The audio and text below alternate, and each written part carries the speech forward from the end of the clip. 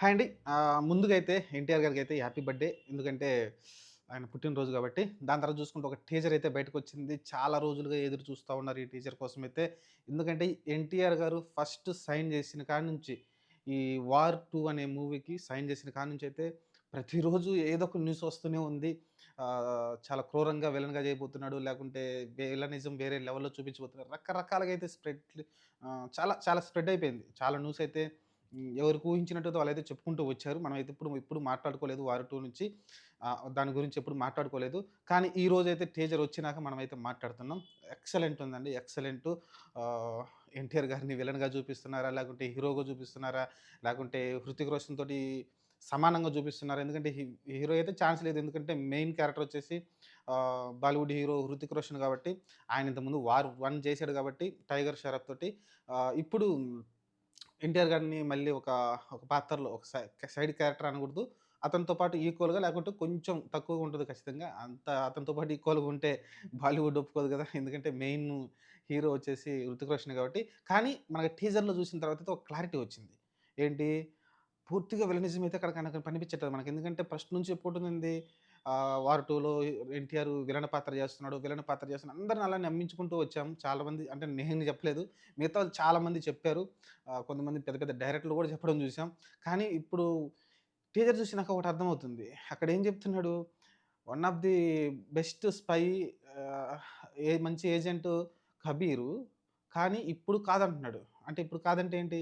ఇప్పుడు నేనొచ్చాను. అంటే ఎన్టీఆర్ ఇప్పుడు ఈ సినిమాలోకి ఎంటర్ అయ్యాడు కాబట్టి, అతని క్యారెక్టర్ దానికన్నా ఆహ్, అంటే అతనికన్నా బెటర్‌గా చేస్తాడా పెర్ఫార్మన్స్ లేకుంటే బెటర్‌గా ఏదన్నా కనిపెట్టే విషయంలో గావచ్చు, లేకుంటే 'హృతిక్ రోషన్' కన్నా బెటర్‌గా ఏమన్నా చూపిస్తారేమో చూడాలి. ఎందుకంటే ఆ మాట అన్నాడంటే ఖచ్చితంగా అతని దగ్గర కేపబిలిటీ కావచ్చు, లేకుంటే ఎబిలిటీ ఏదైతే కేపబిలిటీ ఉంటుందో అది 'హృతిక్ రోషన్' కన్నా బెటర్‌గా అయితే చూపిస్తేనే కదా! ఆ మాటొచ్చేది ఎన్టీఆర్ నోటి నుంచి. కాబట్టి ఎన్టీఆర్ ఇక్కడ విలనా? కాదా? అనేది అయితే ఒక సస్పెన్స్ అయితే వదిలేసారు. ఎందుకంటే అర్థం కాకుండా అయితే వదిలేసారు. ఎందుకంటే ఆ మాట అన్న తర్వాత ఏమైంది?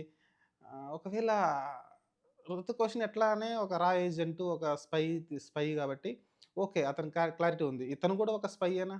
ఈ ఇద్దరు స్పైల మధ్య ఇండియాకి సంబంధించిన ఇద్దరు స్పైల మధ్య ఏమన్నా క్లాష్ ఏమన్నా నడుస్తుందా? లేకుంటే ఒకప్పుడు ఏమన్నా ఎన్టీఆర్ స్పైగా ఉండి తర్వాత ఏమన్నా మారిపోయాడా?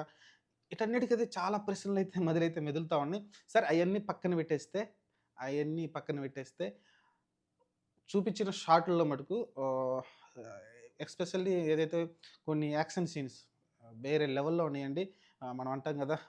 హాలీవుడ్ రేంజ్‌లో మనం తీయాలంటాం గదా! ఆ రేంజ్‌లో అయితే నాకైతే కనిపిస్తుంది. పోల్చడం కరెక్ట్ కాదనిపిస్తుంది. రీసెంట్‌గా 'మిషన్ ఇంపాసిబుల్' ఒకటొచ్చింది గదా! టామ్ క్రూజ్ గారిది. నాకైతే అంత స్థాయి కాకపోయినా కనిపిస్తుంది. నాకైతే ఆ రేంజ్ ఆఫ్ షాట్‌లయితే కొన్ని కనపడ్డాయి. ఎన్టీఆర్ గారు ఆ ట్రైన్ మీద పరిగెట్టే సీన్స్ కావచ్చు, లేకుంటే దాని మీద దూకిన తర్వాత, లేకుంటే క్లైమాక్స్‌లో అదే టీజర్ ఎండింగ్‌లో వాళ్ళిద్దరూ ఏదైతే హ్యాండ్ టు హ్యాండ్ కావచ్చు, లేకుంటే కొన్ని ఎలివేషన్ షాట్స్ కావచ్చు, అయన్నయితే నాకు బాగా నచ్చినియండి. అలానే స్పెషల్‌గా నేను ఎన్టీఆర్ గారిని ఫేవరెట్ అయితానంటే ఖచ్చితంగా తన వాయిస్‌కి అది మ్యాజిక్ ఉంటుంది ఆ వాయిస్. ఆ వాయిస్ ఆఫ్ మ్యాజిక్ అనేది మీరు 'అరవింద సమేత వీరయ్యని' చూస్తే మీకు అర్థమవుతుంది. 'అరవింద సమేత వీరరాఘవ' ఆ సినిమాలో చేసిన వాయిస్ మ్యాజిక్ వేరే లెవెల్ ఉంటుంది. ఇక్కడ కూడా టీజర్ స్టార్టింగ్‌లో అయితే వాయిస్ వస్తది కదా! ఎన్టీఆర్ గారి వాయిస్ ఎక్స్ట్రార్డినరీ. ఆ టీజర్‌కే హైలైట్. రేపొద్దున సినిమాకి కూడా హైలైట్ కాబోతుంది వాయిస్ అయితే. చూద్దాం మరి. టీజర్ అయితే చాలా ఇంప్రెస్ చేసిందండి. చాలా మందికి ఊహల్లో ఉన్నారు గదా! విలన్‌గా చూస్తారు అనేది క్రూరంగా ఉంటాడని అక్కడేం కనిపించట్లేదు నాకైతే. ఇద్దరు పోటాపోటీ షాట్‌లయితే కనిపించినియి. టీజర్‌లో గూడా ఎన్టీఆర్ గారికే షాట్‌లు ఎక్కువ పడ్డట్టు నాకైతే కనిపిస్తున్నాయి. ఎలివేషన్ షాట్‌లు కూడా కొన్ని మంచిగా ఇచ్చారు. ఆహ్, ఓవరాల్‌గా అయితే ఎన్టీఆర్ గారిని ఎక్కడ తక్కువ చూపించలేదు ప్రస్తుతానికైతే. కాకపోతే ఆయన బర్త్‌డేకి టీజర్ వచ్చింది కాబట్టి ఎందుకంటే హిందీ వాళ్ళు గూడా ఈ టీజర్ ఫస్ట్ రిలీజ్ చేసింది హిందీలోనే గదా!